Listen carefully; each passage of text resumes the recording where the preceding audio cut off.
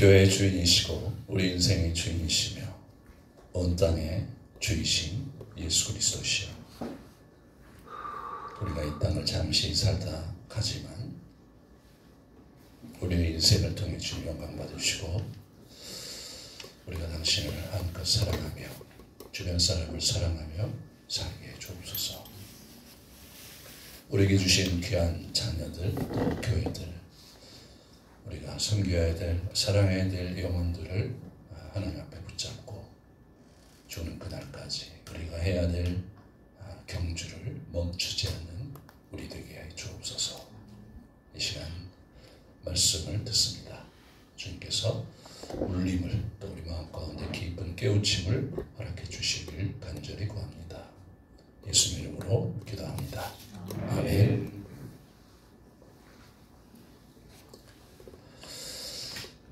역대기를 이렇게 쭉 많이 읽어보셨죠? 이렇게 보시면 이번에 이제 제가 나름대로 이렇게 이제 초점을 맞춰서 몇 사람 같이 나눴는데, 한 사람 한 사람을 곱씹고 또 곱씹고 보면 맛이 있습니다. 저는 이제 사모천의 사기를 참 좋아해요. 사모천의 사기를 좋아하는데, 이제 이 성경에서 사모천의 사기와 비교할 수 있는 책이 역대기라고 생각이 되더라고요. 그래서 이렇게 행간을 잘 읽으셔야 돼요.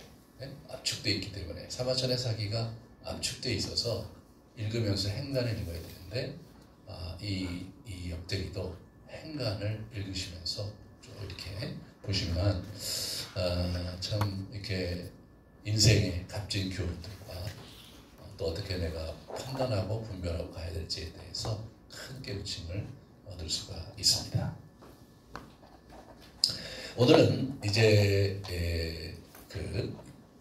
요아스 왕까지 했는데, 요아스 그 다음에 아마샤, 그 다음에 이제 이 왕인데요.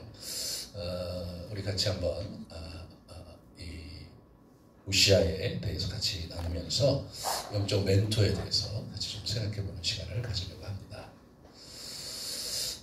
이분은요, 우리가 이제 어떤 분이 질문하셔서 제가 이걸 잠깐 삽입을 했습니다. 보시면, 어저께까지 나눈 그 왕들 얘기가 오므리, 아합, 아하시아, 요람 이렇게 됩니다. 여호람, 요람 이게 둘이 같이 나와요. 이게 이제 북왕국의 왕들이에요. 그때 이 남왕국 왕들은 여호사밧이 있고, 여호람이 있고, 아하시아가 있고, 그렇죠? 여호람, 아하시아. 여기 보시면, 아하시아 여호람인데 여기 여호람 아하시아 이렇게 돼 있죠. 그래서 그걸 헷갈리지 않으시면 좋겠고요. 그 다음에 보면 이제 예후가 이제 오므리 왕조 아합 왕가를 완전히 이제 하나님의 명을 받아서 무너뜨리고, 그리고 하나님께 칭찬을 받아요. 네가 이제 다윗과 같이 내게 나를 섬기면 다윗과 같은 축복을 내 가문에 허락할 것이다. 그러나 그렇지 않다더라도 내가 5대를 축복하겠다고 해서 여기 보시면 5대가 쭉 나오죠. 그래서 이제 여호아스, 요아스, 이렇게 여로보암, 이세, 스가랴 이렇게 이제 진행이 되는데, 오늘 얘기는 뭐냐면 요아스 다음에 아마샤가 있고 그 다음에 우시아, 요아스 요 때를 이제 오늘 얘기하면서 오늘 이야기를 진행하려고 합니다. 이름이 외우기가 어려워요. 이분들은 이름에 대해서 좀 이렇게 우리가 좀 다른 생각을 가졌는데, 그냥 할아버지 이름을 그냥 줬다 그래요. 그 이름도 또 몇 가지가 되고, 이름에 대해서 전 세계적으로 우리처럼 철저한 이 시스템을 갖고 있는 나라는 없는 것 같아요. 제가 잠깐 미국에 있었는데 제 이름을 이제 얘기하면서 당신들은 이제 성이 있고 그리고 이제 이름이 있다 그래서, 그렇지 않다, 우리는 브라더 네임도 있다. 그래서 우리 돌림자가 있잖아요. 우리 브라더 네임도 있다. 되게 놀래더라고요. 우리는 그런 체계적인 이 명명 시스템을 갖고 있기 때문에 이렇게 헷갈리게 나오면 너무너무 당황스러워요. 성도 안 나오고 그래서 이렇게 너무 좀 정신이 없다 그러면 이 사람들이 대책 없이 살았구나 이렇게 생각하시면서 잘 넘기시면서 이렇게 보시면 좋겠습니다. 그래서 이제 오늘 얘기하는 우시아, 이제 또 열왕기하면 또 아사랴 이렇게 돼 있어요. 이름이 또 이 사람 이름이 두 개예요. 그러니까 이름이 여러 가지였어요. 사실 이웃 나라인 여기 일본만 해도 한 사람이 자기 인생이 바뀌어질 때마다 이름을 계속 바뀌잖아요. 계속 바꿔요, 이 사람들이. 예. 그러니까 뭐 우리가 철저하게, 그러니까 중국보다도 더 유교스럽게 사는 나라가 우리라고 그러더라고요. 예. 그래서 이제 그런 우리라는 것을 이제 자각하시면서 잘 넘기시면 되겠습니다. 그런데 오늘 본문에 보시면 이제 뭐냐면 이분이 아마샤가 16살 때 아마샤가 아니죠. 오시아가 해갖고 52년 제위를 했어요. 파란만장한 긴 세월을 제위했는데 실제로 이분이 굉장히 불행한 그런 왕이었어요. 왜냐하면 52년 제위 기간에 자기 아버지 아마샤가 북왕국에 포로로 잡혀갔거든요. 포로로 잡혀서 10년 동안 북왕국에 이제 있어요. 그러니까 이분이 북왕국에 이제 아버지가 잡혀간 후에 자기가 왕위를 16살 때 물려받은 거예요. 그리고 이제 10년 후에는 어떻게 10년 후에 자기 아버지가 돌아왔죠. 자기 아버지가 돌아왔어요. 여기 보니 여로보암 2세가 아까 얘기했는데 여로보암 2세는 이제 성경에 여로보암 2세라고 나오진 않아요. 르호보암과 여로보암 이렇게. 르호보암은 솔로몬의 아들이고 그 솔로몬의 아들의 반기를 든 사람이 르호보암이고 여로보암이고 여로보암이 그 10지파를 데리고 북왕국에 나간 거예요. 그게 북왕국 이스라엘이거든요. 그 첫 번째 이제 1세 여로보암 1세고 그리고 이제 이쪽 예후 왕조에 여로보암이 한 사람 더 있어요. 학자들이 이것을 여로보암 2세라고 하는데 이 여로보암 2세가 아주 전복군주예요. 그래서 북왕국 전체를 예전에 우리 솔로몬 시대의 영광을 거의 되찾았다 할 만큼 대단한 이제 위세를 떨칩니다. 그 사람이 얼마나 대단한 위세를 떨쳤는지는 아모스 선지자의 글을 보면 잘 알 수가 있어요. 얼마나 그들이 풍요롭게 살았는지. 어찌됐든 간에 이제 그런 분위기가 있었는데 아마샤가 북왕국에 잡혀 있을 때 이제 10년 잡혀 있은 다음에 여로보암 2세가 등극을 합니다. 근데 이 사람은 이제 북쪽에 있는 그 아수르가 이렇게 점령하고 있었고 그것 때문에 이제 아람 지금 시리아가 위기를 이제 맞고 있는 그런 상황 속에서 나라를 확장해야 됐다고 생각해서 정책을 바꿔요. 그래서 남유다를 좀 좋은 어떤 동반자로 삼고 자기는 북쪽에 치우치려고 아마샤를 이렇게 풀어준 거예요. 그래서 아마샤가 돌아왔습니다. 그리고 나서 15년을 더 살아요. 그 15년 동안 이 우시아가 함께 이렇게 통치를 합니다. 그런데 오늘 마지막 부분에 보면 이 우시아가 어떻게 되죠? 우시아가 나중에 자기 이제 아들도 있잖아요. 아들 여기 이제 이렇게 보시면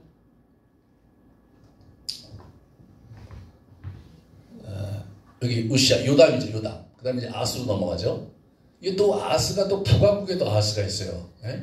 근데 잠시만 이 요담으로 넘어가는데 이게 어떻게 된 거냐면 좀 나오지만 그 문둥병이 걸려요. 이 사람이 자기가 뭐 엄청난 업적을 이룬 다음에 직접 분양하려고 성전에 들어갔는데 거기서 하나님의 진노를 사서 이게 문둥병이 걸리죠.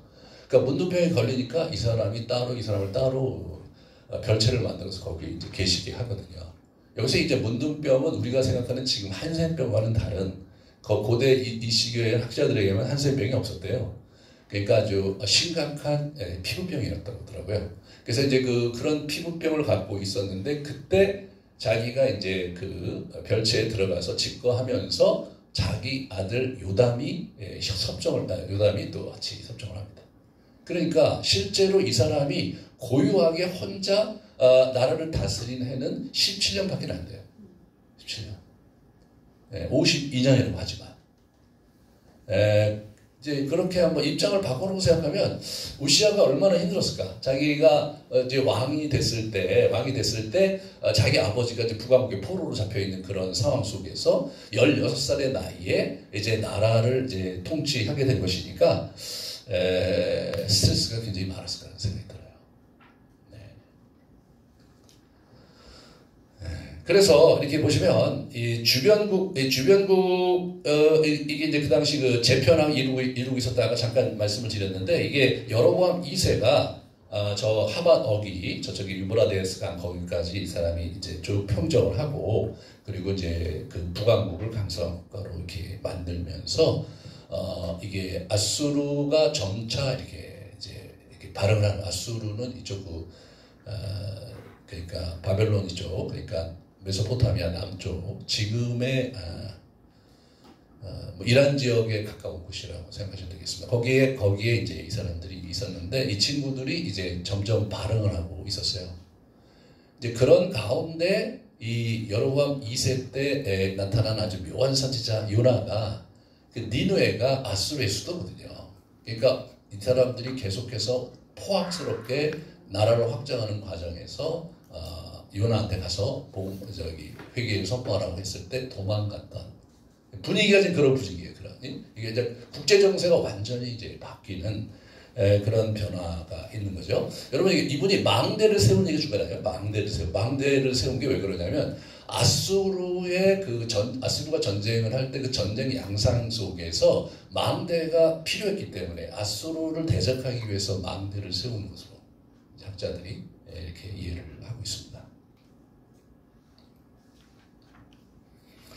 이분은요 철저히 처음에는 너무 긴장을 많이 했겠죠. 그래서 철저히 여호와 보시기에 정직하게 했다. 사절 보면 아비 때부터 제가지 못한 산당에서 백성들이 이방신을 지금 섬기고 있었는데 이제 그건 어쩔 수가 이제 없었던 거예요. 이 사람도 정치적인 부담이 많았겠죠. 그다음에 이 하나님의 묵시를 밝게 하는 선지자 스가랴의 지도를 받았어요. 5절에 보시면 하나님의 묵시를 밝히는 스가랴가 사는 날에 하나님을 찾았고 그가 여호와를 찾을 동안에는 하나님이 형통하게 하셨더라. 그러니까 이 스가랴라는 선지자 멘토가 있을 때 이 사람이 괜찮았어요. 멀쩡했어요. 그리고 굉장히 많은 일들이 있었어요. 근데 이 표현이 묘하잖아요. 예, 그가 여호와를 찾을 동안에 스가랴가 사는 날에 하나님을 찾았는데 그때 스가랴가 있을 때는 이 사람이 형통했다 이렇게 얘기하는 거예요. 그러면 스가랴가 죽고 나서 어떻게 되느냐? 형통하지 않았던 거죠. 그래서 이렇게 보시면 이제 우리 7절 8절 여기 제가 이제 띄워놓은 게 그거거든요. 하나님이 그를 도우사 그리고 우시아 때 강성하여 이를 애굽 병역까지 이제 퍼진 것이에요. 그래서 보면 그의 이름이 멀리 퍼지면 기이한 도우심을 얻어 강성함을 얻었다. 이렇게 되는 거죠. 그러니까 지금 어떻게 되냐면 이 북왕국 여로보암 2세는 북쪽으로 해서 저 유브라데스 하맛 어기까지 쭉 올라갔고 이 사람은 이제 북왕국 여로보암 2세와 뭔가 결탁이 있었던 것 같아요. 우리는 남침 안 하겠다. 서로 불같이 조약을 맺었던 것 같이 되겠고 이 사람은 남쪽으로 내려가서 애굽 병력까지 땅을 차지한 거예요. 그렇게 함으로써 북왕국과 남왕국 전체가 과거에 솔로몬 시대에 누렸던 그 경계 전체를 회복하는 그런 시대가 이 시대였습니다. 그 일에 우리 우시아가 굉장히 중요한 역할을 감당을 했습니다. 이 사람이 이제 부국강병책을 이렇게 해요. 이 사람이 이렇게 보시면 여기 이제 우리 저 북왕국에서 올라가고 남유다는 저 밑에 지금 이제 그 시나이 반도까지 내려갔던 걸 보게 되죠. 그래서 지금 이제 계속해서 저 지도는 뭘 보여주냐면 우시아가 계속 자기의 직임을 넓혔다는 걸 보여주는 거예요. 그리고 이제 북쪽에 여로보암 2세와 이제 잘 협정을 맺어갖고 이 사람이 밑으로 내려가갖고 저 에시온게벨 저기 항구거든요. 엘랏 항구라고 하는데 저 항구가 굉장히 중요한 항구예요. 시나이 반도 옆에 있는 이 항구. 그러니까 어떤 항구냐면 요 항구. 지금도 이스라엘이 되게 중요하죠. 그러니까 이게 이 물류가요. 여기서 이게 쭉 올라가서 왕의 내로라고 이게 저쪽 그 메소포타미아까지 이어지는 무역로고요. 그럼 여기서 어떻게 여기가 이쪽으로 해서 배를 가지고 이쪽 그 북쪽에 그러니까 이 이집트 상류에 이제 이게 물류 기지예요. 거기가 굉장히 중요한 거점 도시 항구 도시가 거기입니다. 그래서 이제 그거를 회복한 거예요. 이 사람이 그거를. 그러니까 실제로 어떻게 되냐면 이 항구를 차지했다는 것은 이쪽에 해양 물류를 이 사람이 누릴 수 있었다는 것을 의미하죠. 이 북쪽으로는 이제 여로보암 2세 때문에 올라갈 수는 없으니까 남쪽으로 가면서 이제 그거를 이분이 이제 하신 거예요. 정말로 뛰어나요. 아마도 이 스가랴 선지자의 멘토가 아직 그걸 잘 했을 거라는 생각이 들어요. 그래서 저까지 간 거예요. 그 이웃나라 블레셋 이런 데 다 치고 그랬던 거예요. 여기 보시면 이분이 이제 어떻게 그러면 경제적인 정책을 폈냐? 언덕지대와 평지에는 농부들을 배치시켰고 산간지방에는 포도원을 가꾸는 농부도 두었고 그는 농사를 좋아해서 벌판에도 곳곳에 망대를 세우고 망대 세우죠. 그죠? 여러 곳에 웅덩이도 팠다. 그러면서 국토 개발을 해요. 그런데 남유다 왕 중에서 이렇게 국토 개발을 한 왕이 사람 하나밖에 없어요. 그러니까 제가 볼 때 절치부심이란 말 있잖아요. 과거에 북이스라엘 때 망해서 아버지가 거기 포로로 잡혀갔고 그 이후로 굉장히 어려운 시기를 보내면서 절치부심하면서 부국 강병책으로 이분이 이제 간 거예요. 그래서 이제 군대 조직을 아주 대단하게 이렇게 이제 이 사람이 꾸리거든요. 그래서 방패와 창과 투구와 갑옷과 활과 무리배로 막 무장을 하고 무리배는 이제 돌 던지는 부대거든요. 고대에 돌 던지는 부대들이 있었어요. 그 다음에 무기 제조 기술자를 두어서 새로운 무기를 고안해서 만들게 했고 그 무기는 망대와 성과 모서리 위에 설치하여 활과 큰 돌을 쏘며 나뉘는 것이었다. 이렇게 나오거든요. 나중에 저게 이제 자기 손자인 히스기야 왕 시대에 저런 그 무기가 상당히 중요한 역할을 이제 하고 있는 것을 우리가 이제 확인할 수가 있습니다. 그의 명성이 사방으로 퍼졌고 하나님께서 그를 도우셨으므로 그는 매우 강한 왕이 되었다. 저희 나라가 뭐 요즘 보니까 이제 북한하고 이렇게 막 굉장히 힘든 시간을 보내면서 최근에 드러난 건 뭐냐면 우리가 이제 무기 제조가 이제 굉장히 그 수준이 높아서 지금 이제 방위 산업이 상당히 그 각광을 받고 있는 그런 상황이지 않습니까? 저희가 이제 국토 개발도 열심히 했고 여기 보면 이 산에 이게 나무들이 지금 굉장히 풍성한데 저는 어렸을 때 시골에서 자랐거든요. 민둥산이었어요. 민둥산이었어요. 맨날 저기 때 이 식목일에는 다 가서 나무 심고요. 나무 심고. 또 저희들은 그런 것도 있어요. 송충이 잡는 애에서 송충이 가서 그런 분들 여기 계실 거예요. 그죠? 송충이 잡으러 가갖고 송충이 많이 잡고 쥐 잡는 날도 쥐 잡는 쥐 노는 쥐 잡는 이렇게 하면서 그냥 그때 박정희 대통령 때 정말 어떻게든지 나라를 어떻게 잘 살아보려고 무지무지 애썼죠. 그래서 저도 이제 여기 와갖고 저 이렇게 나무를 보면서 아, 참 우리가 진짜 수고했고 너무 잘했다. 2차 세계대전 후에 제3세계의 그 여러 나라들이 피폐해서 이제 독립을 했는데 그런 나라 중에 이 산림 이 사업을 성공한 나라는 전 세계에서 저희 하나라고 하더라고요. 이렇게 빠른 시간에 저렇게 많은 나무를 이제 아주 잘 키웠으니까요.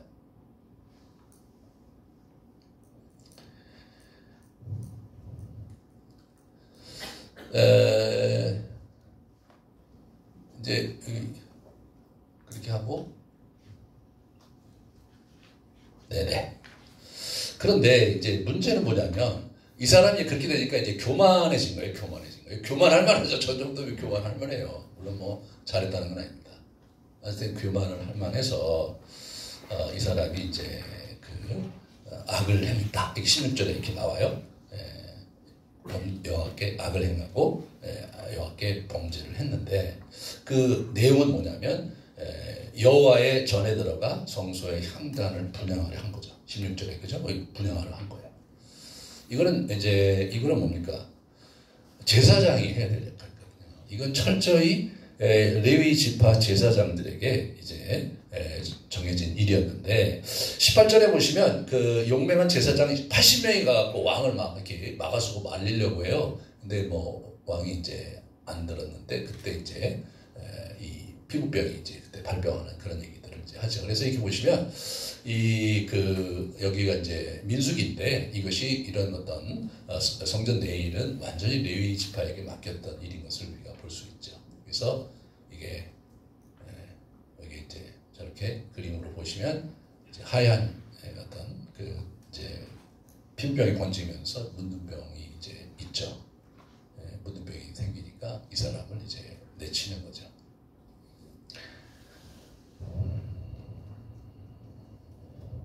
이마로부터 나병이 먼저 성전에서 꿰어났다. 그런 얘기를 이제 합니다. 그래서 이게 이제 우리가 이제 그런 부분들을 이렇게 볼 수 있는데 이 23절을 보시면 23절을 보시면 우시아가 그의 조상들과 함께 누움에 그는 나병 환자라 하여 왕들의 묘실에 접한다. 꼭 그 조상들 곁에 장사하니라. 이렇게 나오죠.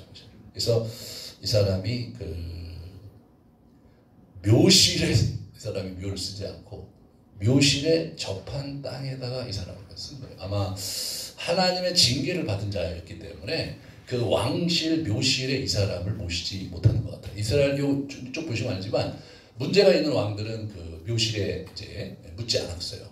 가령 예를 들어서 아사랴 같은 경우는 결국은 이제 돌아와서 하다가 결국은 이 사람에 대한 반대 세력이 이제 이 사람을 이제 이렇게 죽이려고 해서 좀 시골에가 있었는데 가갖고 거기서 죽여요. 그리고 그 근처에 묻어버렸어요. 아사랴 같은 경우는 왕실 묘를 쓰지도 못했어요.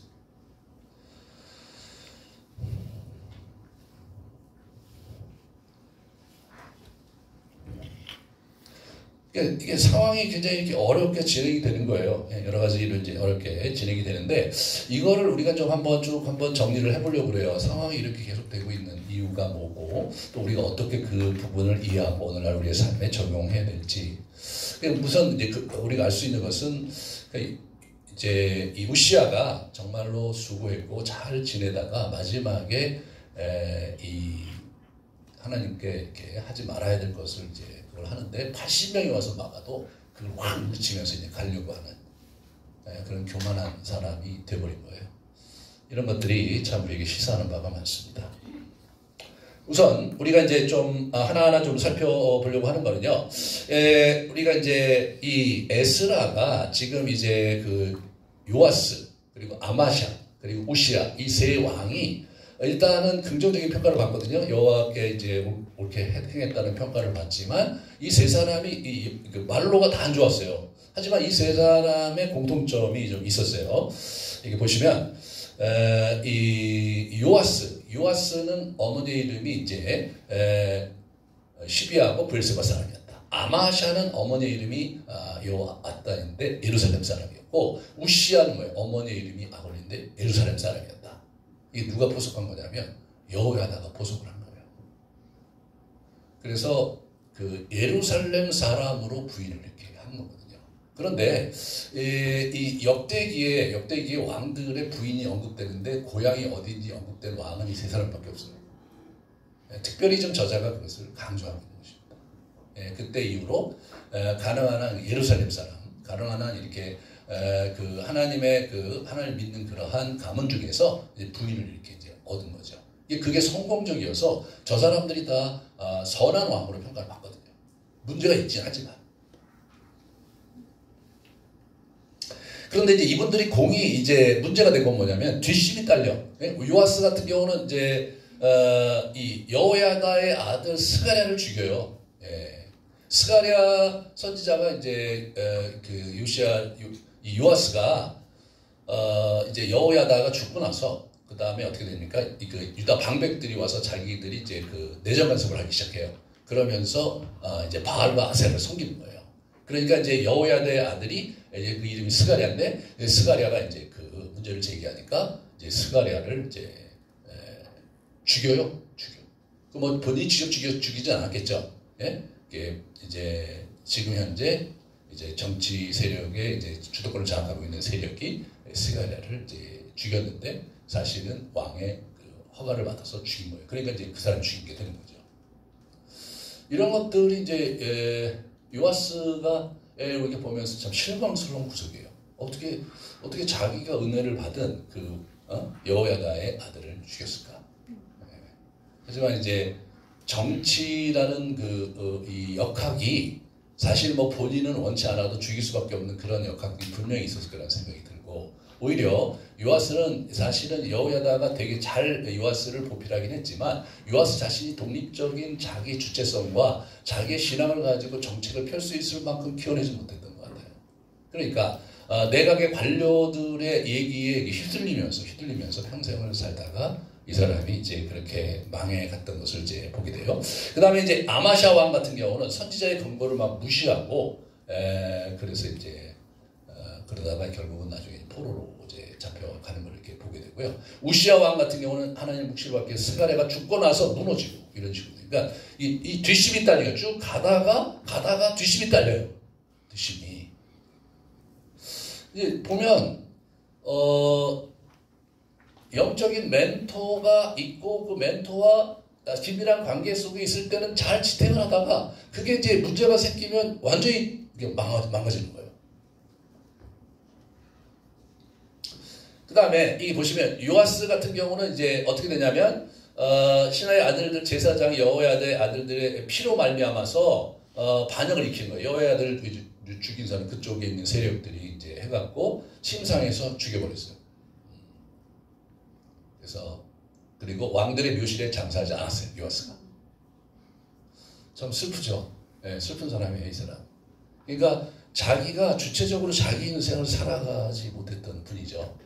하고 이 사람이 그래도 좀 한 가지 아쉬운 건 뭐냐면 여호야다와 같은 그 좋은 사람이 있었으니까 그 아들 스가랴가 있을 때 스가랴하고 좀 같이 얘기하면서 지금 내가 이런 상황인데 자꾸 그러면 내가 힘들지 않느냐 뭐 이런 얘기 해가면서 어떻게 길을 모색하면 충분히 모색할 수 있지 않았을까. 하지만 이 사람은 그만큼 이제 성숙하지 않았던 것 같이 느껴집니다. 그 심약한 사람이죠. 심약한 사람. 그래서 이제 보시면 이 잠언에 보시면요. 잠언에 보면 어리석은 자가 있고 미련한 자가 있고 교만한 자가 있는데 이 잠언에서 특별히 주목하는 자는 어리석은 자입니다. 영어로 naive라고 번역해요. naive. 그러니까 이제 미련한 자는 자기가 옳다고 생각하고 끝까지 가는 거예요. 교만한 자는 한 걸음 나아가서 자기가 똑똑하다고 생각하는 사람이에요. 그런데 이 어리석은 자는 어떻게 naive예요. 순진무구하다 이렇게 번역하기도 하는데 이 naive한 게 뭐냐면 옆에 있는 사람의 얘기를 자꾸 듣는 거예요. 이 사람 얘기 들으면 이 사람으로 이렇게 가고 이 사람 얘기 들으면 이 사람한테 가고 이 분별력이 없는 거예요. 분별력이. 그러니까 우리가 뭐 미련한 사람 따로 있고 지혜로운 사람 따로 있고 어리석은 사람 따로 있고 이렇게 생각하시면 안 돼요. 이제 시편 1편에 보면 오만한 자리 앉지 하자면 자리 얘기를 하거든요. 그러니까 그게 다 하나님의 사람들이 여호와의 백성들인데 내가 오만한 자리에 있으면 오만한 자가 되는 거예요. 내가 미련한 자리에 있으면 미련한 자가 되는 거예요. 내가 악한 자리에 있으면 내가 악한 자가 되는 거예요. 이게 분별력이 없으면 이렇게 되는 거거든요. 사실 교회 갈등이 있을 때 보면 양측 얘기 들어보면 사실 뭐 이렇게 얘기가 진행되는데 한두 사람 문제가 있는 사람이 있어요. 문제가 있는 사람이 있어. 이제 저희 노예에서 보면 그런 경우를 이제 많이 접하거든요. 그러니까 우리가 딱 볼 때 누가 문제가 있어요. 근데 그 사람만 문제가 있으면 문제가 안 되는데 그 사람에게 붙어 있는 사람들이 있어요. 근데 붙어 있는 사람들이 뭐냐면 착한 사람들. 그래도 이 사람한테 그럴 수는 없다. 이 분별력이 없는 사람이에요. 그런 사람을 어리석은 사람이라고 하는 거예요. 자기는 내가 이 사람이 잘했다는 건 아니다. 하지만 이 사람에 대해서 이렇게 가혹하게 하는 것은 좀 그건 아니다. 그러면서 그 사람 편에 쓰면 그 사람 편에서 자기는 하나님 앞에서 잘하고 있다고 느끼는 거죠. 하지만 이 사람이 완전히 이제 교회를 무너뜨리려고 악한 자가 이렇게 움직이고 있는데 이 사람은 물론 100% 이상은 동의하지 않지만 이 사람의 처우를 좀 인간적으로 해줬으면 좋겠다. 그리고 어떻게든지 평화했으면 좋겠다는 생각에서 이 사람 옆에 이렇게 쓰면 제가 어떻게 되냐면 악한 자가 되는 거예요. 왜 악한 자가 되는 거예요? 그럼 어떻게 됩니까? 악한 자가 받을 벌과 대가도 같이 받는 거예요. 교회가 갈등이 있을 때, 분열이 있을 때 가장 어려운 건 뭐냐면 당사자들. 그 당사자들은 이제 자기들의 소신껏 이제 확신범이죠. 그렇게 한 거니까 그렇다 치고 그 주변에 있는 우리 그 성도님들 굉장히 착하고 그 사람과 정이 있어서 어떻게 뛰어나지도 못하고 그런 분들이 그냥 휘둘리다가 인생을 신앙 확 망가지고 인생도 많이 망가져요. 그 사람들이 제일 안타까워요. 제일 안타까워. 미련한 사람은 어차피 말을 안 들어요. 그러니까 대책이 없어요. 그래서 미련한 자는 뭐래요? 저기 잠언에서 몽둥이네, 몽둥이. 몽둥이. 그래서 미련한 자와 함께 가니 차라리 새끼 빼앗긴 암컷을 만나라. 여러분 새끼 빼앗긴 암컷이 얼마나 무서운데요. 제가 LA 제가 있었는데 거기 그 위에 그 내셔널 파크에 가면 곰 있잖아요. 곰들 있잖아요. 근데 거기 가면은 이제 경고예요. 경고. 만약 큐브라고 그러거든요. 그 어린 새끼를 새끼곰을 만나면은 피해라. 왜냐하면 반드시 주변에 억명곰이 있다. 그를 건드리면 이제 굉장히 심각한 일이 벌어지는데 그 다음에 사진이 뭐가 나오냐면 이 차가요 완전히 찌그러진 차들이 나와요. 이 친구가. 그래갖고 아작이 나는 거예요. 아작이 나는 거예요. 그 제가 있을 때 그 커다란 저기 뭡니까 그 신문이 큰 기사가 났는데 자기 딸과 캠핑을 갔다가 그 내셔널 파크에 갔다가 드디어 자기 딸이 새끼 곰을 만난 거예요. 그 새끼 곰이 이제 딸이 귀여우니까 가서 이제 이렇게 지내다가 이제 어미곰이 나타나는 거죠. 난리가 나는 거예요. 뒤늦게 아버지가 가서 그 자기 딸을 구하려고 이제 붙은 거죠. 근데 다행히 살았는데 220군데 골절이 있어갖고 누워 있더라고요. 그게 새끼 빼앗긴 암컷을 만나는 거예요. 새끼 빼앗긴 암컷을 만나는 게 차라리 낫다 이거예요. 그게 미련한 자를 이제 그러니까 미련한 자는 몽둥이다 이거 몽둥이. 그러니까 이전에 우리 조상들이 왜 저도 시골에 보면 이렇게 문제 많은 그 분들을 이렇게 하다가 멍석을 이렇게 둘둘 말아서 때렸거든요. 상처가 안 나니까 멍석말이 한다 그죠. 아무튼 뭐 그런 일이 있는 거죠. 그러니까 이게 지금 요시아가 어떤 사람이냐면 어리석은 사람이에요. 아마 그 당시에 여러분과 제가 요시아 왕을 만났다면 굉장히 딱한 사람이었을 것 같아요. 예? 굉장히 착해 사람이. 굉장히 착하는데 이 분별력이 없어서 자기가 들어야 될 말과 거절해야 될 말을 분간을 못하는 아주 강한 사람이 와서 얘기하면 왜 그렇게 하시죠? 이렇게 하는 그런 어쩔 줄 몰라 하며 사는 그 사람이 요시아예요. 요아스. 예. 예. 자, 이 아마샤는 뭐야? 아마샤. 그 결국 어떻게 됩니까? 이게 반역한 무리가 사람을 라기스로 내려갔는데 그를 거기서 죽이고 그의 시체를 말에 실어다가 그의 조상들과 함께 유다 성읍에 장사했다. 유다 성읍에 장사했어요, 여러분. 예? 그 왕실 무덤에 장사하잖아요. 우시아는 죽는 날까지 나병 환자가 됐어요. 나병 환자가 됨에 여호와의 전에서 끊어져 결국에 이제 살았죠. 그래서 나병 환자이기 때문에 묘실 옆에 이렇게 묻었다 이렇게 나와요. 자, 우리 아마샤는 어떤 사람이냐? 미련한 놈이에요. 미련한 놈. 전쟁을 해갖고 막 이겼는데 그 다음에 북왕국 왕과 이렇게 대결해갖고 또 싸우려고 그래. 그러지 말라고 이제 이렇게 타일거든요. 북왕국 왕이. 그냥 싸워서 자기 군대도 많이 죽고 그리고 자기도 이제 포로가 돼요. 포로가 됐는데 보통 포로가 되면 풀어주는데 그 당시 그 관례상 형제국인데 아예 데려다가 옥에 가두고 자기가 이제 볼모로 10년 동안 잡혀 있었어요. 그러고 와갖고 말이에요. 와갖고 이제 라기스에 가서 죽게 된 게 와갖고 또 처신을 잘못하지 않았겠어 이 사람이. 15년 동안 살았는데 그러니까 자기의 반대파고 그 사람 때문에 자기 형제자매 죽은 사람 많잖아요. 그 사람이 엄하게 전쟁을 벌이는 바람에 그 사람들의 그 원성을 쌓아갖고 죽은 거예요. 이 아마샤는 미련한 놈이에요.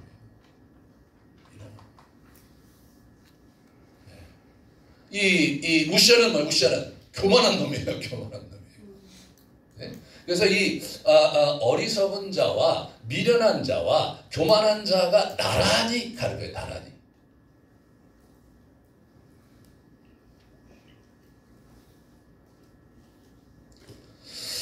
이제 우리가 이제 그런 부분들을 이제 잘 보면서 우리가 좀 이제 생각해 봐야 될 것이 있는데요. 이 사람이 그래서 이렇게 이제 한번 이제 이 사람을 좀 이게 누가 그리냐면 렘브란트가 그린 거예요. 너무 그림을 잘 그려서 여러분과 함께 잠깐 묵상하는 시간 갖겠습니다. 이렇게 가만히 보시면요 느껴지는 바가 있을 거예요. 지금 이 얘기를 듣고 이 교만한 자 우시아가 문드병이 걸렸잖아요. 근데 일반적으로 이 역대기에 보면 병이 나잖아요. 하나님께 간절히 구해. 그럼 하나님 고쳐주셨어요. 이 친구도 하나님께 간절히 구하면 분명히 저는 고쳐주셨을 거라 생각해요. 근데 이 친구가 저러다가 죽었어요. 야,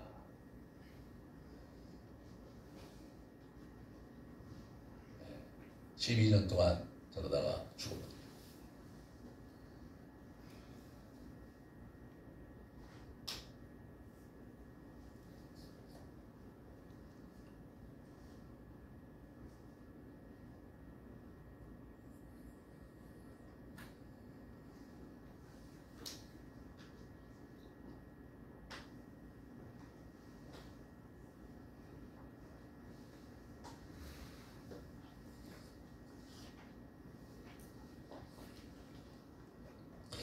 여기서 우리가 좀 생각해 봐야 될 것은 뭐냐면, 분명히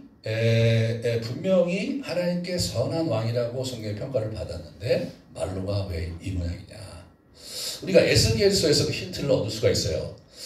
인자야, 너는 내 민족에게 이르기를 의인이 범죄하는 날에 그의 공의가 구원받지 못할 거라고 얘기해요. 가령 내가 의인에게 말하기를 너는 살리라 하였다 하자. 그가 그 공의를 스스로 믿고 죄악을 행하면 그 모든 의로운 행위가 하나도 기억되지 않을 것이다. 가령 내가 악인에게 말하기를 너는 죽으리라 하였다고 하자. 그가 돌이켜 자기의 죄에서 떠나서 정의와 공의로 행하고 그러면 그가 반드시 죽지 않고 반드시 살고 죽지 않을 것이다. 굉장히 생각해 볼 만한 거예요. 내가 의인이라고 생각하고 이렇게 지냈는데 내가 악을 행하면 반드시 징계를 받을 것이라는 거예요. 그래서 성경에 선줄로 생각하는 자는 넘어질까 조심해야 돼요.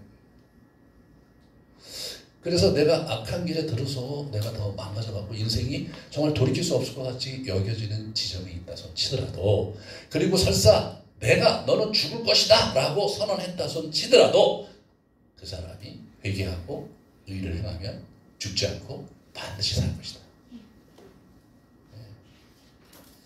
이것이 하나님께서 사람들을 다루시는 원리입니다. 그런 걸 보면 이 세 사람이 갔던 길, 이 세 사람은 참 그런 면에서 참 우리가 생각해 볼 것이 많은 인물들이죠. 여기서 우리는 이 듣는 자의 도에 대해서 생각해요. 성경이 듣는 자가 굉장히 중요한 단어입니다. 이게 그래갖고 우리 세 왕들 모두가 선지자와 제사장의 말을 듣지 않아서 마지막에 그렇게 된 거거든요. 다 초창기에 훌륭한 왕이었고 존경받는 왕이었는데 이 중반이 넘어가면서 이제 하나는 어리석고 말을 이 사람 말 듣고 저 사람 말 듣고 근데 진짜 들어야 될 사람 말을 못 들었는 그런 듣는 기가 없었고, 두 번째는 뭐냐면 미련해서 누구 말도 안 듣는 놈이었고, 세 번째는 교만해서 사람들의 권면 명백히 성경에 하지 말라고 하는 선을 넘어갔음에도 불구하고 교만해서 자기가 이게 밀어붙이는 어떤 그러한 면모를 우리에게 보여주는데 모두 다가 듣지 않아서 그런 일이 벌어지는 거예요. 듣지 않아서. 그러니까 끝까지 이거를 우리가 견뎌 나가야 되는데 그걸 잘 못하는 거예요. 그게 사실 쉬운 일이 아닌 거예요. 이게 보시면 이제 62편 이렇게 보면 시편에 나의 영혼이 잠잠히 하나님만 바라며 나의 구원이 그에게서 온다. 이러한 태도가 우리에게 필요합니다. 이런 태도가. 기도를 들으시는 주여 모든 육체가 주께 나오리다. 기도를 들으신 하나님께서 들어주시는 분이세요. 듣는 자예요. 그러니까 우리가 그분 앞에 또 가서 우리가 듣는 훈련을 해야 돼. 듣는 훈련을. 시작이 넘어오면 내 양은 내 음성을 들으며 나는 그들을 알며 그들은 나를 따르리라. 내 양은 내 음성을 안다는 거예요. 귀 있는 자는 들으라. 아브라함이 하나님의 축복을 받은 이유는 뭐냐면 하나님의 말을 들었기 때문이에요. 하나님 말을 들었기 때문에. 듣는 자가 복받는 세상이 하나님 나라입니다. 저와 여러분이 이 듣는 훈련이 정말 많이 필요한 거예요. 듣는 훈련이.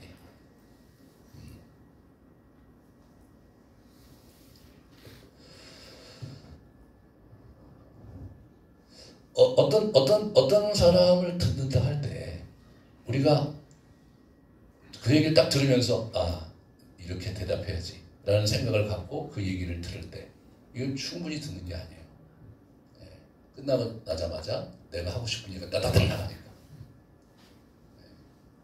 어떤 사람이 이 얘기를 하는데 넌 내가 아는 얘기야 이러면서 주의가 막 이렇게 산만하고 이것저것 그래 건성으로 듣는 사실 얘기하는 사람이 굉장히 어렵죠.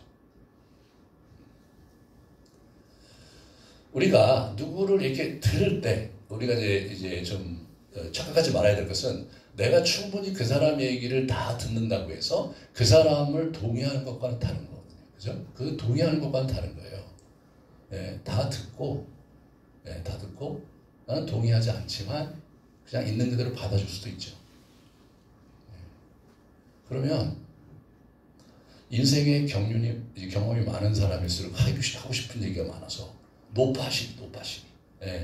그래서 저희 교회에서 이제 정말 어려운 분들이 이제 그 나이가 있으신 분들인데 이분들은 그렇게 자기 얘기를 많이 하세요.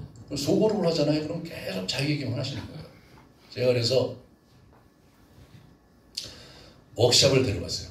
듣는 훈련 시키려고. 그래서 1박 2일로 가갖고 이제 우리 나이 드신 분들은 이제 어른이 있고 꼰대가 있다.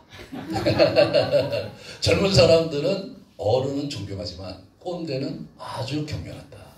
그러면 어떻게 꼰대가 아니라 어른이 되느냐? 거기는 뭐냐? 듣는 자가 어른이다. 듣는 자가. 그러므로 이야기하지 말자. 그래갖고 이제 1박 2일 동안 듣는 훈련을 시켰어요. 소리 얘기하고 말 안 하고 듣기 거 시켜서 계속. 굉장히 은혜가 됐어요. 그래서 저기 자녀들한테도 제발 얘기하지 말고 계속 들으시라고 얘기를 했어요. 그래서 저희가 무슨 문제가 있냐면 젊은 사람들하고 그룹을 이렇게 같이 이렇게 그룹을 소그룹을 하잖아요. 그러면 여기는 어떤지 모르겠는데 그렇게 되면 젊은 사람들이 같이 가기 되게 힘들어하는 거예요. 그 이유는 뭐냐? 너무 얘기를 많이 하시고 한마디 하면 대여섯 마디가 날라오는 거예요. 예? 그거 그렇게 하면 안 된다. 쭉 얘기가 나오는 거예요. 그러니까 이제 이분들이 자기 얘기하시다가 못하니까 제가 중간에 한번 그 굉장히 그 개척 한 3년 정도 됐는데 저기 어른들도 계속 오시고 그러니까 이제 저는 이거를 합해서 소그룹을 나누려고 이제 마음을 먹었어요. 그래서 소그룹을 나누려고 이제 딱 모였는데 그때 엄청난 반말을 목사님 우리가 교회에 와서 편안하게 이 얘기도 할 수 없으면 이 교회를 왜 나옵니까? 만약 그렇게 하시면 저희는 떠나겠습니다. 그러더라고요. 오, 저희 그때 너무 충격을 받은 거예요. 너무 충격을 받아서 그 다음부터 이제 완전히 분리시켰어요. 그분들은 그분이 중간에 저희가 좀 사람이 많아지면서 교구를 하는 교구로. 그래서 이게 이제 소그룹은 안 돼도 교구는 그 지역별로 이렇게 마을별로 이렇게 모으면 좋을 것 같아서 그렇게 이제 교구 모임을 하려고 이제 제가 워크숍을 하면서 이제 A 지역하고 사람들 쫙 모으고 B 지역하고 뭐 C 지역에서 모였어요. 거기에 이제 그분들을 배치를 했죠. 그러면 그 모임에서 또 이분들이 너무나 많은 얘기를 하는 거예요. 제가 이게 들어가기 전에 오늘은 얘기하지 말고 들으십시오. 제발 들으라. 그게 아니면 계속 얘기하시는 거예요. 보면 저쪽에서 그분 얘기해요. 이번에 그럼 어떤 일이 벌어졌냐면 그 주에 피드백이 왔는데 목사님, 우리는 교구 모임 안 할 겁니다. 더 이상 얘기 꺼내지 마십시오. 그래갖고 교구 모임이 실패했어요. 예, 그래서 그분들은 이제 아브라함 쪽으로 해갖고 다른 모임인데 진짜 무서워요, 무서워. 엄청나게 서로 얘기하는 거, 엄청나게 서로 싸우시고. 그래서 어느 날 저는 그런 생각을 했죠. 이 정도 되면 교회를 떠나셔야 되지 않을까. 안 떠나세요. 그게 미스터리예요. 아니 왜 안 떠나실까? 딴 데 가도 비슷하신 것 같아요. 그래서 제가 만나서 개인적으로 상담을 해요. 아니 권사님 이렇게 되는데 어떻게 하셨으면 좋겠어요? 아유 누구서 말이 많은데 그러면은 그분들을 제가 나가라고 부탁을 할 거예요. 아유 무슨 축적이죠? 어떻게 하시겠어요? 아이고 참아야죠 우리가. 참아. 그래서 제가 이제 1년에 몇 차례씩 그 여행 보내드려요. 여행 보내드려요. 아휴. 그러면 망하는 거예요. 인생이. 그런 분들이 자녀관계가 좋으냐? 절대 아닙니다. 자녀관계가 어려워요. 예? 자녀 얘기를 듣고 함께 하는 훈련을 해야지. 자매한테 계속해서 얘기를 하면 자녀가 힘들죠. 저 목사잖아요. 제 자녀를 이렇게 굉장히 어려워요. 제가 목사니까 또 설교한다고. 그래서 실제로 PK들이 그 양극단이거든요. 잘 나가는 친구들이 있고 망가진 친구들이 있고 그래요. 실제로 제 큰애가 자기 학교 갔을 때 이제 그 모임에 참여하고 오더니 우리 그 모임에 이제 PK들이 많았는데 얘기 들어보니까 이제 만만치가 않은 거예요. 너는 어떠냐? 그래서 저는 그런 건 좀 아닌 것 같아요. 저는 자기는 잘 지낸 것 같아요. 말은 또 그렇게 하는데 또 쉽지는 않아요. 그래서 제가 이제 훈계를 할 때 어떻게 하냐면 이제 이게 핸드폰을 펴놓고 타이머를 맞춰요. 10분 딱. 10분 안에 하고 싶은 얘기 다 하는 거예요. 이렇게 딱 보면서 10분 안에 다 이제 얘기를 하고 아빠가 여기까지 하고 싶은 얘기 다 했다. 이제 네가 얘기해라. 그리고 저 얘기 듣거든요. 예. 그래서 아빠가 오라고 그러면 잘 와요. 예. 만약에 제가 10분 이상 있으면 아마 안 왔을지도. 여기 있는 분들 잘 들으세요. 이게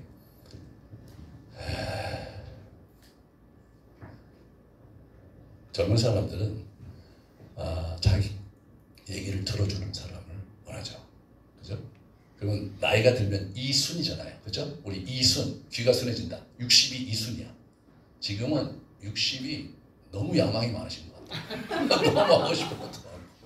할 얘기가 너무 많아요. 그러니까 젊은 사람도 듣고 싶고, 말하고 싶고, 나이 많은 사람도 말하고 싶고. 그러니까 이게 안 되죠. 이게 안 되는 거예요. 근데 그게 성경적으로 볼 때 옳지 않아요. 하나님이 듣는 분이시고, 그죠? 우리도, 예. 그럼 듣는 사람이 돼야 되는 거예요. 예. 듣는 귀를 열어가지 않으면, 어떻게 됩니까? 절망이 오는 거예요, 절망. 예. 그래서 제가 이제 여러 논문을 갖다 봤거든요. 봤는데, 이 노인의 문제가 뭐냐면, 이게 들으면서 자기를 통합하면, 그 다음에 어떻게 돼요? 그 다음에 이제 65세 이후 소망이 생기는데, 듣지 않고 고집을 부리면 어떻게 되냐면, 어느 순간에 이제 관계가 다 깨지고, 자기도 컨트롤을 안 되니까 절망이에요. 절망이냐, 희망이냐, 그게 굉장히 중요한데, 그게 그 중간에 뭐가 있냐면, 듣는 삶을 사는 거예요. 듣는 삶을 살아야 자기도 살고, 자기 가족도 사는 거예요. 그런데 이 듣는다는 행위가 굉장히 복잡해요. 그죠? 들을 청자 보세요. 아주 복잡한 한자를 써요. 네? 복잡한 한자를 써요. 그거 한번 가만히 묵상해 보세요. 눈이 몇 개고, 귀가 몇 개고 나와요. 듣는 것은 고도의 도를 닦아야 되는 거죠. 이게 도를 닦지 않고서는 듣지를 못해요. 가령 내가 하고 싶은 얘기를 참으면서 듣는 것은 잘 듣는 게 아니에요. 예. 나 나름대로 들을 얘기 안 들을 얘기 가려서 커트하고 듣고 있는 것은 상대가 눈치를 채요. 말은 안 하지만 여러분 아시잖아요. 그죠? 우리는 다 알아요. 얘기하면 저 사람이 잘 듣고 있는지, 내 얘기를 신중하게 듣고 있는지, 내 얘기를 있는 그대로 받아들이는지 아닌지를 아주 감각적으로 안단 말이에요. 그런 사람에게 안 가요. 그런 사람하고 대화하고 싶어 하지 않아요. 네. 듣는 훈련을 하셔야 돼요. 듣는 훈련을 하려면 이제 제일 중요한 게 먼저 하나님께 듣는 것부터 해야 되거든요. 한국에서 이제 맨날 기도할 때 막 부르짖는 기도를 열심히 하시는 거예요. 부르짖는 기도를. 그래서 막 2시간, 3시간을 막 부르짖는 기도를 굉장히 열심히 하는 거예요. 저도 옛날에 그렇게 해봤는데 너무 힘들더라고요. 부르짖는 그렇게 하는 게. 근데 입장을 바꿔놓고 생각해봤어요. 하나님께서 제가 어느 날 기도하는데 그런 보여주세요. 하나님께서 내가 열심히 1시간을 막 부르짖었어요. 그리고 예수님의 이름으로 기도합니다 하고 제가 나가잖아요. 그 다음부터 하나님이 얘기하실 때잖아요. 들었으니까. 저 새끼 어떻게 나가? 굉장히 어려워요. 굉장히. 거의 사이코 드라마예요. 여러분들 어떤 친구가 여러분한테 와갖고 제철아 야 오랜만이다. 그거 앉아봐. 내가 할 얘기 있어. 그래서 막 자기 얘기 한 3, 40분 자기 얘기 된 다음에 알았지. 근데 있잖아 내가 바빠서 가봐야 돼. 그래 다음에 보자. 그럼 간다고 생각해봐요. 그럼 얼마나 이게 곤란한 거예요. 관계가 형성이 안 되잖아요. 다음에 만나면 또 그래. 그 다음에 또 그래. 그럼 어떻게 돼요? 긴장이 생기죠. 긴장이 생겨요. 그래서 한국교회가 부르짖는 기도 전 세계 1위입니다. 1위요. 근데 듣는 기도가 너무 안 돼 있어요. 너무 안 돼 있어요. 들어야 자기 성찰이 일어나거든요. 자기 성찰이 일어나야 내 마음에 공간이 생기고 다른 사람 얘기를 들을 수 있는 귀가 열리는 거란 말이에요. 근데 이거를 듣는 훈련을 안 하니까 이게 어려워요. 제일 먼저 여러분이 해야 될 게 뭐냐면 시편기도. 시편을 이렇게 소리 내서 읽어요. 소리 내서. 근데 이제 콰이어 타임하고 좀 다르게 해야 돼. 콰이어 타임은 잘 읽으면서 본문의 뜻이 무엇이고 그리고 내가 어떻게 해야 될지 이게 콰이어 타임이에요. 그 능동적인 흐름이에요. 능동적인. 그거는 듣는 게 아니라 파악하고 실천하는 거죠. 그런데 나이가 드시면서 이게 파악하고 실천하는 것보다 더 중요한 것은 듣는 거예요. 듣는 거. 그러니까 이렇게 이제 낭송을 하고 가만히 이제 그걸 한번 천천히 낭송을 하는 거예요. 그래 가만히 듣는 거예요. 그리고 또 두 번째 천천히 낭송을 하고 가만히 듣는 거예요. 그리고 자기 마음에 와닿는 표현과 자기 마음에 와닿는 그런 어떤 문장과 그런 게 있으면 그걸 가만히 품고 있다가 그걸 이렇게 되뇌이는 거예요. 이렇게. 예? 되뇌이는 거란 말이에요. 나를 도우소서가 왔다 그래요. 나를 도우소서, 나를 도우소서, 나를 도우소서 이러고 하다 보면 내 마음에 정말 하나님께 도움을 달라고 요청하는 그런 것들이 생겨날 수도 있고 또 내 옆에 있는 내 아내를 위해서 또 자녀를 위해서 또 어떤 누구를 위해서 돕는 일을 해야 될 것을 생각날 수도 있거든요. 그걸 자꾸 하시는 거예요. 자꾸.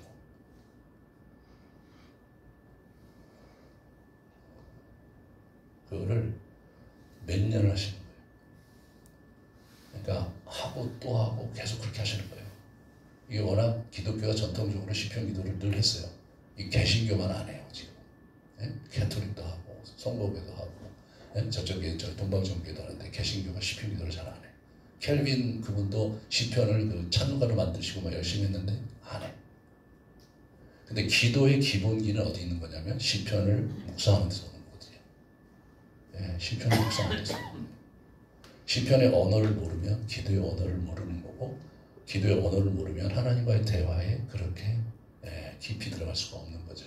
제가 이제 기도 공부를 하다가 그걸 깨닫게 된 거예요. 옛날부터 예? 이 시편을 기도했는데 내가 시편을 기도 안 했구나. 기도를 이제 여기저기 배워갖고 지금 하고 있어요. 하루에 꼭 한두 편씩 시편을 하고 그 다음에 꼭 우리 한 번은 복음서를 계속 이제 묵상을 하고 이렇게 합니다. 시편을 이렇게 계속 듣는 거예요. 그러면요 어느 지점을 통과하면 내가 시편을 읽는 게 아니라 시편이 나를 읽어요. 내 마음을 얘기해요. 내 영혼이 보이고 내 문제가 보이고 그러면서 이게 어떻게 되냐면 하나님 앞에 내가 누구고 내가 지금 뭐가 문제고 내 마음의 상한 감정은 무엇이고 내가 이걸 어떻게 해결할까에 대한 안타까움이 생기고 그때 기도합니다. 이 수동으로 기도해. 수동.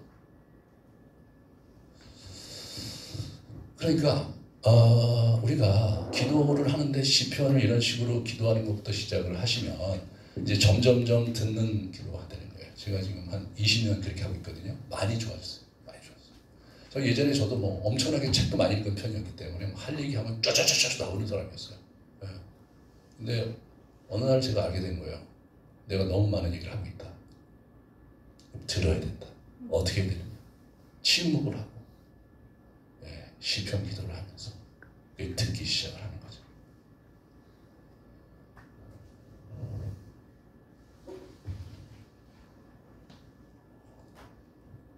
저희 성도들이 저를 만나러 와요. 목사님 상담을 그래. 뭐라고 하면 5일 전에 기도해요.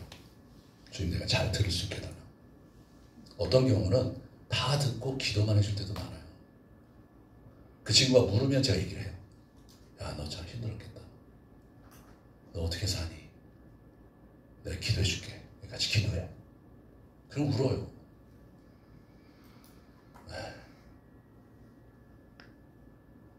막 울고. 그래. 기도하지 않아도 기도할 테니까 다음에 또 하라. 근데 그 친구가 목사님한테 이건 어떻게 해줘? 그래. 그럼 내가 얘기해줘. 이렇게 해주면 좋겠다. 어떤 경우는 본인이 와서 직접 물어요. 목사님 이런 문제인데 어떻게 했으면 좋겠어요? 그건 답하는 거예요. 그건 답하는 거예요. 근데 그냥 와서 얘기할 때는 듣는 거예요. 듣는 거예요. 다 똑똑하더라고요. 그래서 젊은 애들이 저보다 훨씬 똑똑해요. 훨씬 똑똑해요. 저는 이게 우리 교회 보면은 몰랐네. 학위한 친구들이 막 있어. 앉아갖고 있어. 자기 학위했다는 얘기 안 하고 얘기하다 보면 어디 다니냐? 연구소 다녀요. 그래, 뭐 쭉 얘기하다 보면 야, 너 학위했냐? 예, 학위했죠. 근데 뭐 거의 내세를 안 하고 다녔어. 굉장히 똑똑한 친구들이에요. 제가 가만히 있는데 진짜 똑똑한 애들이 많아요.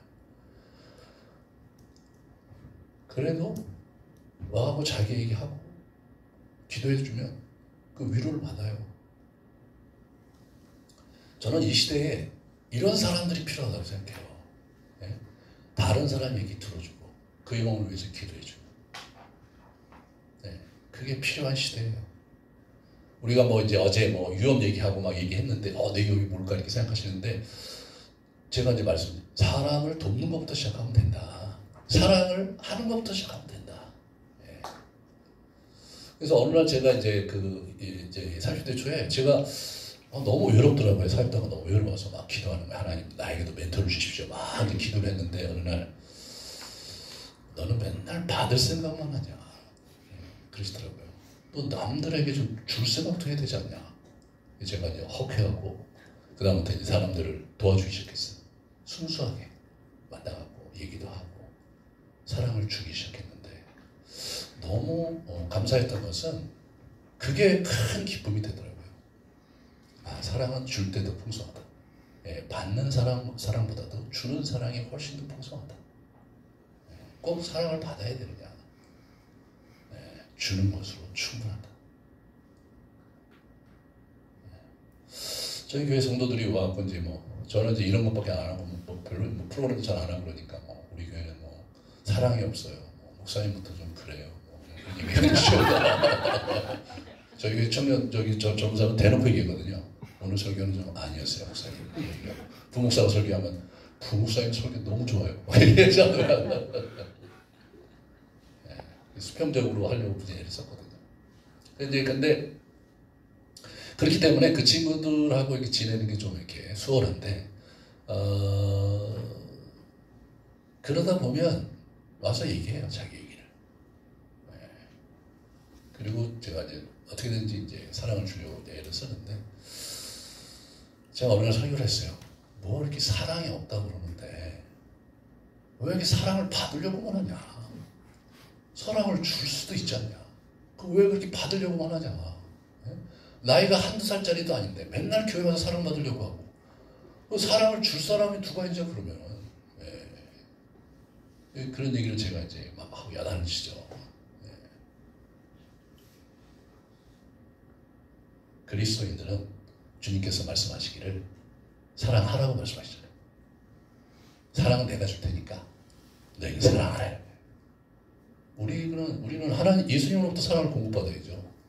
하나님 사랑을 공급받으면 어떻게 돼요? 그 말씀 안에서 그분을 기다리고 그분의 말씀을 경청하고 자기를 성찰하면서 그분이 나에게 어떻게 하시는가를 잘 감지하려고 그렇게 훈련해 가야 돼요. 예?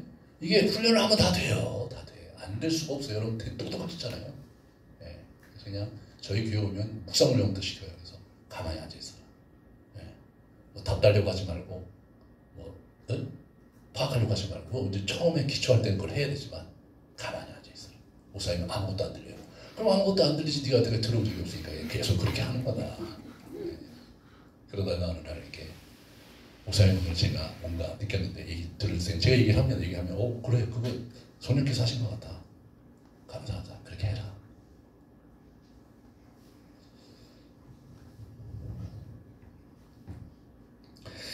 주님께서 여기 보시면 이 우시야 왕 때 이제 그 이후로 굉장히 어려운 시기가 이제 일어나고 아수르가 침략해서 북왕국이 망하고 남유다는 그 봉신국이 되거든요. 그런 상황 속에서 준비한 인물이 누구냐면 이사야. 예? 이사야 선지자. 그래서 이사야를 우시야 죽던 해에 이사야를 콜링하십니다. 그래갖고 이 사람이 이제 이렇게 보면 이제 여러 가지 있는데 우시야 이후의 왕들 그리고 북왕국이 아수르에게 망하고 아수르가 남유다를 침입하고 그런 모든 과정에 이사야가 결정적인 역할을 이 멘토가 이사야가 글이 아주 수려하잖아요. 그래서 우리 선지자계의 세익스피어로 알려져 있어요. 이 사람이 아마샤의 동생으로 알려져 있어요. 그러니까 어렸을 때부터 왕궁에서 훈련을 받았던 사람이고 언어가 탁월한 사람. 이런 기라성 같은 하나님의 멘토를 준비시킨 거예요. 하나님이 그 시대를 관통하려고 하기 위해서. 그러니까 이사야가 그 어려운 시대를 관통하고 히스기야가 이사야의 멘토링 속에서 자기의 길을 가는 거예요. 네, 누구도 혼자서 자기가 잘 분별하고 갈 수 있는 사람은 없다고 생각합니다. 구약에는요 선지자 살아보면 이게 완성도가 있는 인물들이 거의 없어요.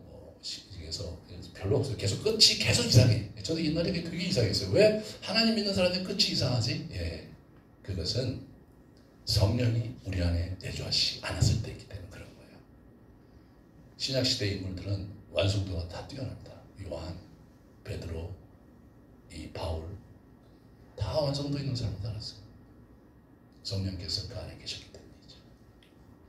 사랑하는 여러분, 여러분이 성령과 동행하는 삶을 견지해내신다면 우리가 완성도 있는 우리 인생을 살아갈 수 있고 여러분 때문에 살 만나는 영혼들이 주변에 이렇게 생겨나기만 한다면 삶이 얼마나 가치가 있겠습니까? 그렇게 누군가를 인격적으로 돌보는 일부터 시작할 때 여러분들이 해야 될 일이 뭔지를 이제 이렇게 파악하실 수가 있을 겁니다.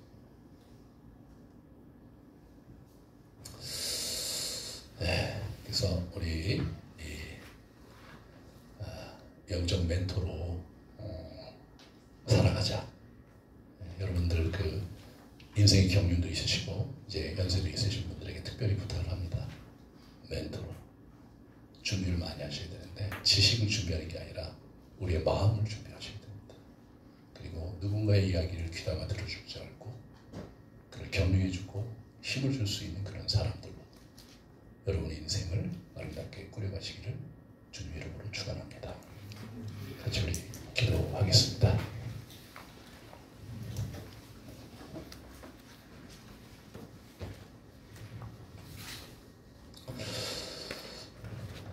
나는 어떤 자인가? 나는 어리석은